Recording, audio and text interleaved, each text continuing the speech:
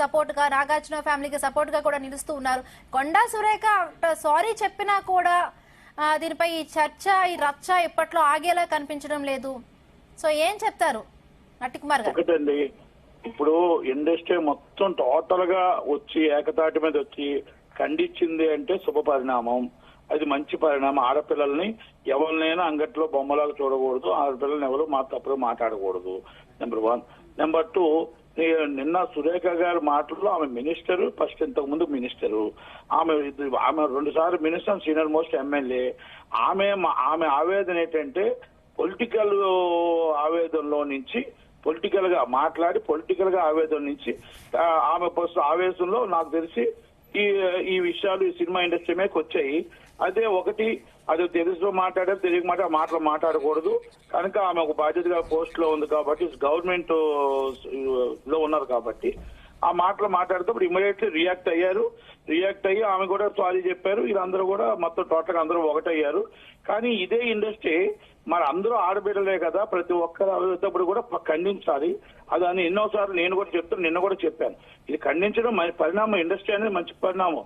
ఇండస్ట్రీలో ఆడబిడ్డలు, ఇండస్ట్రీ ఆడబిడ్డలే కాదండి, అందరినీ మనం అందరూ ఎక్కడ వచ్చినా కూడా మనం ఖండించాలి. ఆడబిడ్డ మీద ఎక్కడ వచ్చినా కూడా ఖండించాల్సిందే. కానీ మనం భువనేశ్వరమ్మ మీద మరి అన్ని మాటలు మాట్లాడుతూ నందమూరి తారక రామారావు గారి బిడ్డ కదా ఆమె, మరి మన బాలకృష్ణ గారి చెల్లెలు కదా, మరి ఆమె మీద వచ్చేటప్పుడు ఒక్కరు కూడా మాట్లాడలేదే. పోతాని కృష్ణమురళి గారు చిరంజీవి గారి తల్లి మీద, పవన్ కళ్యాణ్ గారి తల్లి మీద మాట్లాడుతున్నారు, ఒక్కరు కూడా ఖండించలేదే. మరి రేణు దేశాయ్ గారి మీద మాట్లాడుతున్న పవన్ కళ్యాణ్ గారి కోసం 3 పిల్లలని చెప్పేసి మాట్లాడుతున్నప్పుడు మరి రేణు దేశాయ్ గారు ఆడబిడ్డే కదా, ఆడతల్లే కదా, మరి ఆలోచిస్తూ ఖండించలేదే. అలాగే ఎన్నో సోమనీ మొత్తం టోటల్ గా ఎంతో మంది ఆడవాళ్ళు ఇబ్బంది పడుతుంటే ఎవరైనా వ్యాఖ్యలు చేస్తుంటే ఎందుకు ఖండించలేదు? ఆ రోజు గవర్నమెంట్ కు భయపడ్డారా? ఆ రోజు మనుషులకు భయపడ్డారా? ఎవరికి భయపడ్డారు? నేను ఈ విషయంలో మంచి పరిణామం. రైట్. అంటే నట్టి కుమార్ మీరేమనుకుంటున్నారంటే ఎందుకు ఇండస్ట్రీలో అంటే 2 వెర్షన్స్ ఉన్నాయి, అంటే ఒకరికి సపోర్ట్ చేస్తున్నారు, ఒకరికి సపోర్ట్ చేయడం లేదు అంటున్నారా? నేనేమంటున్నానంటే అండి, ఇప్పుడు సమంత గారు కానీ, నాగార్జున గారికి కానీ, నాకు మా పేర్లు వద్దండి, అందరూ కూడా సపోర్ట్ చేయడం అనేది శుభ పరిణామం, మంచి పరిణామం. ఎందుకంటే ఈ వ్యాఖ్యలు రాకూడదు. కానీ ఇంతకు ముందు జరిగినవి ఉన్నాయి కదా, ఇంతకు ముందు జరిగిన వ్యాఖ్యలప్పుడు కూడా మీరు ఖండించుంటే దాదాపు 90 మందిని 8 సంవత్సరాల క్రితం టీఆర్ఎస్ గవర్నమెంట్ లో మొత్తం టోటల్ గా డ్రగ్స్ అనే ఒక పేరుతో అందరినీ లైన్ కట్టించి, మొత్తం టోటల్ గా లేడీ సర్జన్స్ అందరినీ లైన్ కట్టించి తర్వాత క్లీన్ చీట్ ఇచ్చారు. ఒక్కరు కూడా దాని దోషం లేనప్పుడు అది అంటే రోడ్డు మీద పరువు తీసినట్టే కదా. ఆ రోజు మరి ఆ ఖండన ఏమైపోయింది? మరి ఎవరికి భయపడ్డారు? అంటే ఇప్పుడు గవర్నమెంట్ లో ఇక్కడ నేను అంటే కాంగ్రెస్ గవర్నమెంట్ లో నేను ఒక మంచి పరిణామం చూశానండి. పిసిసి అధ్యక్షుడు కూడా క్షమాపణ చెప్పారు. అంటే పిసిసి అధ్యక్షుడు కూడా ఇది నేను తప్పని ఖండిస్తున్నాను, దయచేసి వదిలేయండి, ఆ మాట్లాడకూడదు అన్నారు. అంటే రియలైజ్ అయ్యి వెంటనే మాట్లాడి వెంటనే అయ్యింది కదా. మరి ఆమె కూడా ఆమె సమంత గారికి వెంటనే చెప్పారు. ఎందుకని అంటే పొలిటికల్ గా ఆమె క్షమాపణ చెప్పలేదు. ఆమె ఎక్కడైతే సినిమా ఇండస్ట్రీని లాగారో ఆమె సినిమా ఇండస్ట్రీ కోసం క్షమాపణ చెప్పారు. అది అంటే ఇవన్నీ నేను ఎందుకు చెప్తున్నానంటే పవన్ కళ్యాణ్ గారి కోసం మాట్లాడినా, లేకపోతే పవన్ కళ్యాణ్ గారి మిస్సెస్ కోసం మాట్లాడినా, పవన్ కళ్యాణ్ గారు పొలిటికల్ లీడర్ అవ్వచ్చు, కానీ రేణు దేశాయ్ గారికి ఏం పొలిటికల్ లీడర్ ఆమె? అంటే మనం అందరూ ఆడబిడ్డలే కదా.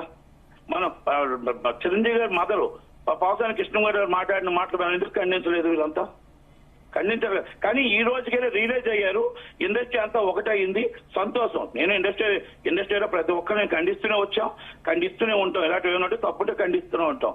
కానీ ఇంకొకటి కూడా, నేను లేను, నేను మీ టీవీలోనే మాట్లాడాను, నేను డ్రగ్స్ కోసం మాట్లాడాను, అసలు సమంత గారి ఇష్యూ మాట్లాడలేదు. కొంతమంది ఫేక్ తంబులైన్లు పెట్టారు, ఫేక్ తంబులైన్లు పెట్టి దాన్ని ఏదో నేను మాట్లాడినట్టు ఏదో వక్రీకరించారు. నేను వైజాగ్ లో ఉన్నా, మీ ఛానల్లో కాదండి, వేరే వాళ్ళు ఏదో ఒక వైసీపీ న్యూస్ ఒక వెబ్సైట్ లో, ఎందుకంటే ఇప్పుడు మేమంతా టీడీపీ సపోర్ట్ గా మాట్లాడుతున్నాం కదా, అవి 3 పెట్టారు. నేను ఆల్రెడీ సైబర్ క్రైమ్ కంప్లైంట్ ఇచ్చాను. ఆల్రెడీ రేపు 4 గంటలకు ప్రెస్ మీట్ పెడతాను, క్లియరెన్స్ ఇస్తాను. ఎందుకంటే నేను మాట్లాడితే ఆమె స్టాండర్డ్ ఉంటాను, నేను స్టాండ్ అవుతాను.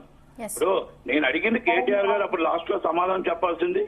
ఆ రోజు అంతమందిని తీసుకొని వెళ్ళి ఆ గవర్నమెంట్ లో మళ్ళీ క్లీన్ చీట్ ఎందుకు ఇచ్చారు, ఎలాగిచ్చారు, అది ఎక్కడ తప్పు జరిగింది, మరి ఎందుకు సినిమా వాళ్ళు అంత చులకన చేశారు అని అడిగాను.